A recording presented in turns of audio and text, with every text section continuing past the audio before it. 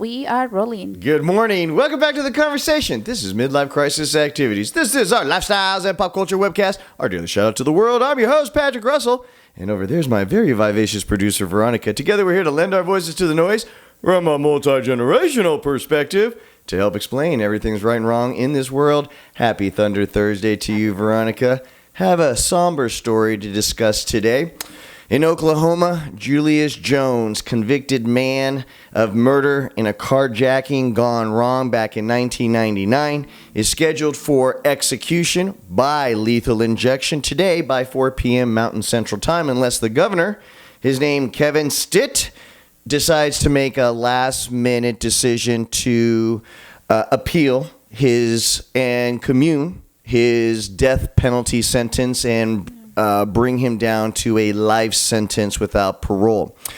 I don't want to talk about his case specifically because there is some doubt into his guilt and whether or not, a mistrial or a second trial should be warranted in this case based on racial bias, based on breaking the chain of custody of evidence, and also as well as confessions from other parties, his cohort in the carjacking that may or may not have committed the killing himself. He had a confession that he had since rescinded the second guy. So it's messy, and I don't want to talk about him or Julius Jones. Whatever's going to happen is going to happen. What I'd like to talk about is just where we stand as a society from a younger generation's perspective. Capital punishment. From a younger generation's perspective, I'll make it easy for you, Veronica. Assuming the guilt is not in question, check. Okay. It was done. He's a bad guy. Assuming that the severity of the crime is present, the heinousness of it, check. It was nasty. From a younger generation's perspective, do our younger people accept the death penalty as an acceptable form of punishment for crimes in our society? Your thoughts? That's a hard topic, but to me, I believe it is acceptable, and I'm pretty sure that I'm going to get a lot of pushback on this because I used to go to church, and even though I do believe on things, and people will say, well, the only person that it's able to take life away, it's God, per se, right? If you believe in such a thing, sure, that would be an argument that's been made. But I believe that if someone basing your facts, right, that he's guilty, that the person did this and that, and then they were able to find out and everything, it's completely 100%. Checked all the boxes. I do believe that that has to be applied because it had happened before where we don't do enough and the person comes out of jail and then they do more harm. So I think we're just pretending that we want to be good humans, but once you know that someone did something really bad, and then we have to apply the law and we have to show that so other people can probably control themselves and not do whatever they were thinking in doing, if that makes sense. It does. From a moral and ethical standpoint, there is a lot to debate. Yeah. Coming from the approach of, well, who actually has the power to judge another person's life? Yeah. Okay, put that aside. So the capital punishment death penalty system in America is broken for many reasons. One of the reasons that it's broken is because of the economics behind it. Okay. Right? First and foremost, when you convict a person to death row, right off the bat, while that person is living in death row, that's typically $80,000 to $100,000 more a year that the state system has to pay out for that individual. Case in point, Julius Jones was on death row for 19 years. Wow. So that's an additional, you can do the math of how long it took and why did it take so long? Why does it take so long? Once again, part of the broken system. The economics doesn't work because death penalties aren't carried out right away. Yeah.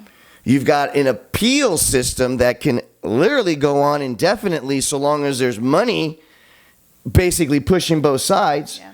And so you have this litigious environment that keeps recycling, that doesn't allow for the economics of the punishment to make sense. Okay, we're paying more for this individual for a death sentence that in and of itself, the legal costs involved. 19 years. The legal costs on the state side, in order for them to push through and fight through these appeals.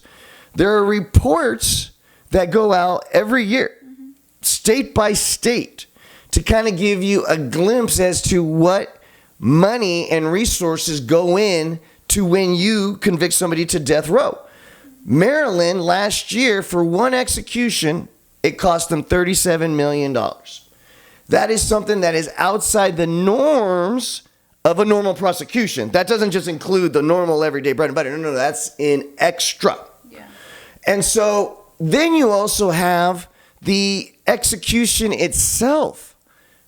What is wrong with the drugs that they're using in Oklahoma that the lethal injection doesn't work? The last 3 executions that were that were conducted by the state of Oklahoma, for some reason the injection didn't work, and the people that witnessed the death saw convulsions, saw vomit, saw screams of agony. My understanding from what I read from the accounts, these botched executions are very hard to watch, and you can only imagine the kind of pain that the person is going through. So the question then remains, what economic and ethical sense does it make for a country to apply a sentencing to a crime that costs everybody at least 10 to 20 times more, and it also has a social cost, I believe? Our identity as a people and as a country is attacked when we come face to face with these decisions of, are we in the right place ethically and as a society to choose between who can live and who can die? Those are questions that are constantly being asked as we're spending the money. Yeah. And so it brings up a very practical question. Why have the death penalty at all when we have so many different first litigious, ethical, and financial hurdles to overcome in order to make one happen? And then finally, at the moment of truth, Oklahoma botch it at the very end, so that all of that effort goes down to not the reason why they use injections in the first place, Veronica, is because it's supposed to be more humane. Right? Instead of shooting somebody in the head or hanging somebody and breaking their neck instantly, the injection is supposed to be like an OD, supposed to send them out with a bang. Yeah. And I don't know what they're doing in Oklahoma, and several other states have had botched execution because of lethal injections, but whatever formula and mix-up they're using, they need to change the recipe because it's not quite working very well. But from a younger generation's perspective, now kind of understanding the approaches to how you see what is affected when we convict somebody to death, do you feel that it makes any sense to do so right now? Your thoughts?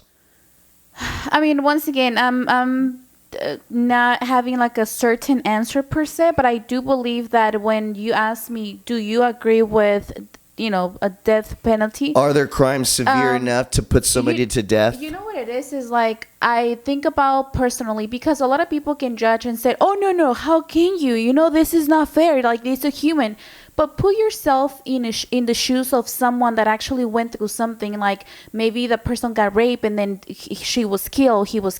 So always put yourself in someone else's shoes, and that's how you're able to come up with the answer. And that's kind of what I always do, right? Like, what about if it's not me directly right now? I haven't gone through anything, but what about if I had, or if I will go through something, and then my perspective will change? So before saying like yes or no, put yourself on the other person's shoes and then see how you feel. See how, like, let's say that they kill your son.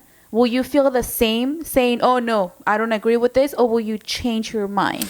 Yeah, final note in answer to that question, oh no. If I'm emotionally involved at this point, knowing how broken our penal system, and there's no rehabilitation. You just got a bad person locked up for however many years until he's released to be a bad person again. That's how I truly feel about the effectiveness of the correctional facilities in the United States. So if you're asking me if somebody did me harm to the point where, I lost something forever, I'd want that back from his ass as well. And I think everyone wants that. We just too hypocrite to say it out loud. We just want to, in a way, pretend that we care. But or that we're higher, or like, like I can forgive the person, but if you we're operating on a higher ethical level that we can pass these judgments on others, there's no doubt that hubris is definitely present in all of this. And then in front of a camera, we can say, oh, no, the people deserve second opportunities. That's fine. But let me put you in a wrong, but just by yourself, knowing that you lose something, that it's not coming back, and then I'm pretty sure the answer will change. Well, we'll find out this afternoon if Oklahoma has a way of getting it right, either through pardoning and commuting his sentence and giving one side of the room what they're looking for, or doing it right, guys. Can you please execute this guy correctly the way it's supposed to be done, so at the very least, he's not in pain. He's not in pain. Guys, there's no right answer, there's no wrong answer, but there definitely is your opinion. Please don't just subscribe to this show, even though we will be doing this back and forth on a daily basis, but lend your voice to the show. It's going to make it a whole lot more fun. Guys, doesn't matter what comes your way today. Doesn't matter what obstacles or challenges you may face. You just need to remember one thing. Give him hell. Happy Thunder Thursday, everybody.